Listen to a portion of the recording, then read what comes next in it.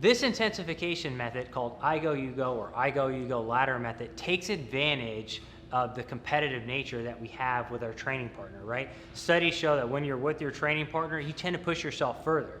But when your training partner's trying to keep up with you on a certain repetition scheme, you're gonna push that much harder even more. And studies show that, right? So I go, you go method, essentially, I'll take a weight, let's say I'm doing curls, and I do as many reps as I can. Maybe it's 10, maybe it's 12. I'll then hand it over, for example, to Lawrence.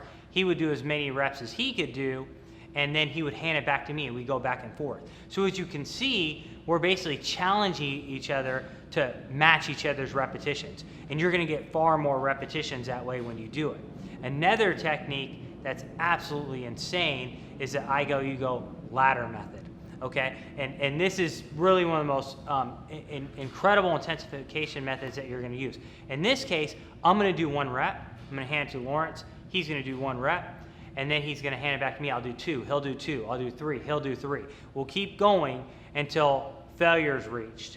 Okay, and then at that point in time, you go all the way back down to 1. Okay, so in other words, like let's say we reach failure at 10, he'd be done with I do 9, he'd do 9, 8, 8, 8, all the way at the bottom. So this lasts for a long period of time, maximizes metabolic stress, maximizes motor unit recruitment, pushes you mentally so that when you're doing normal sets, you can go past what you're normally accustomed to doing. So how do you use ladder methods, or I go, you go?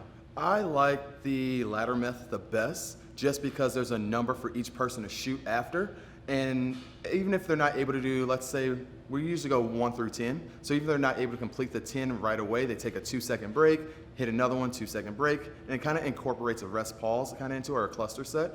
And it usually just ends up being the hardest 100 reps that you ever have done in your life. And it takes anywhere between 3 and 7 minutes depending on the exercise that you're using.